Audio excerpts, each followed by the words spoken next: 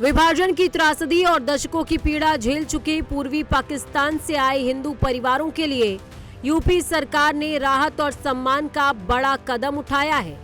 वर्षों से स्थायी ठिकानों के इंतजार कर रहे इन परिवारों को अब न सिर्फ पहचान मिलेगी बल्कि अपने भविष्य को संवारने का मौका भी मिलेगा। योगी आदित्यनाथ सरकार के एक अहम फैसले से इन परिवारों की उम्मीदों को नई जमीन मिली है। बंगाली हिंदू परिवारों को शरण देने के फैसले पर कैबिनेट मंत्री ने मुहर लगाई, साथ ही कई बारीकियों को भी समझाया। पूर्वी पाकिस्तान बांग्लादेश से विस्थापित हिंदू बंगाली परिवारों के पुनर्वासन के संबंध में यह प्रकरण जनपद मेरठ की तहसील मवाना के ग्राम नगला गोसाई में पूर्वी पाकिस्तान बांग्लादेश से मवाना के ग्राम नगला गोसाई मेरठ पूर्वी पाकिस्तान बांग्लादेश से विस्थापित 107 परिवार झील की भूमि पर अवैध रूप से निवासरत हैं।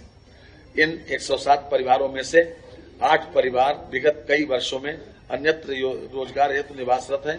वर्तमान में जनपद मेरठ की तहसील मवाना के ग्राम नगला गोसाई में 99 परिवार निवासरत हैं। इनको भी पुनर्वासित करने का जो है व्यवस्था की जा रही है। दरअसल गुरुवार को यूपी की योगी सरकार ने कैबिनेट की बैठक की। उन बैठकों में लगभग 30 से ज्यादा फैसलों पर मुहर लगी, मगर जिस फैसले की चर्चा सबसे ज्यादा हो रही है वो फैसला है बंगाली हिंदुओं को शरण देने का और उन्हें गरिमामयी जीवन जीने का अवसर का। इससे पहले वो किन हालातों में जीवन यापन कर रहे थे और योगी सरकार ने उनके रहने के लिए कितनी जमीनें दी हैं उसको भी समझ लेते हैं। योगी कैबिनेट की मुहर, बंगाली हिंदुओं को मिलेगा शरण। मुख्यमंत्री योगी आदित्यनाथ की अध्यक्षता में हुई यूपी कैबिनेट की बैठक में 32 में से 30 प्रस्तावों को मंजूरी दी गई। कैबिनेट बैठक का सबसे अहम फैसला बांग्लादेश, पूर्वी पाकिस्तान से विस्थापित हिंदू परिवारों के स्थायी पुनर्वास को लेकर रहा। बैठक में मेरठ जनपद की मवाना तहसील में रह रहे विस्थापित हिंदू परिवारों को स्थायी रूप से बसाने के प्रस्ताव को मंजूरी दी गई। बांग्लादेश से आए कुल 107 विस्थापित हिंदू परिवार झील की भूमि पर लंबे समय से अवैध रूप से निवास कर रहे थे। कैबिनेट के फैसले के मुताबिक इन परिवारों को प्रति परिवार आधा एकड़ भूमि पट्टे पर दी जाएगी। ये पट्टा 30 वर्षों के लिए होगा, जिसे 2 बार 30-30 सालों के लिए रिन्यू किया जा सकेगा। इस तरह कुल मिलाकर 90 वर्षों तक का पट्टा दिए जाने का प्रावधान किया गया है।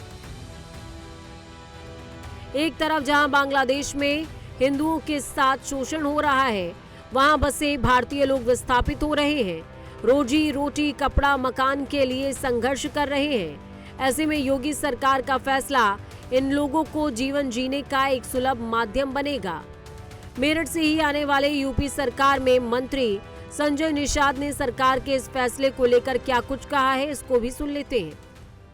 अंग्रेजों ने उजाड़ा, मुगलों ने उजाड़ा, पिछली जो 1947 की विभीषिका ने जो उसमें उजड़े लोग, तो ऐसे लोगों को अब शुरुआत हमारी सरकार बनटांगियों को बसाया माननीय योगी जी।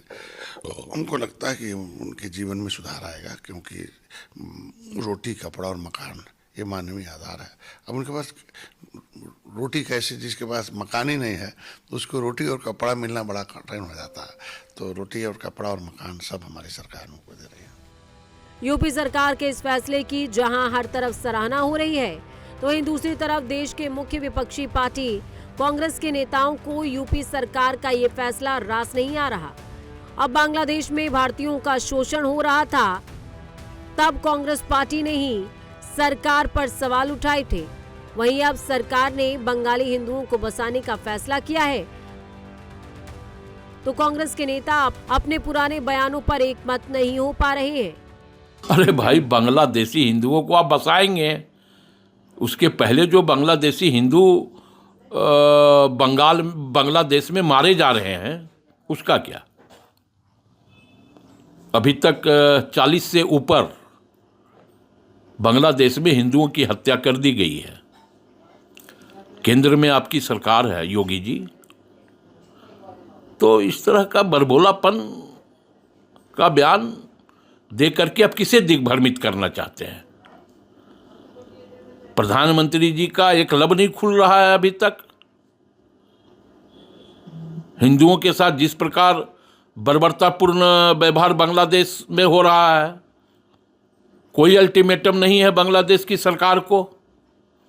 अल्टीमेटम किसे है? विपक्ष के नेताओं को। आरोप प्रत्यारोप और बयानबाजी से इतर सरकार का ये फैसला बंगाली हिंदुओं के लिए राहत भरा है। बंगाली हिंदुओं को यूपी में शरण देने का ये फैसला लंबे समय से सरकार के ध्यान में था, मगर उनको अमल में लाने का सही समय निर्धारित नहीं था।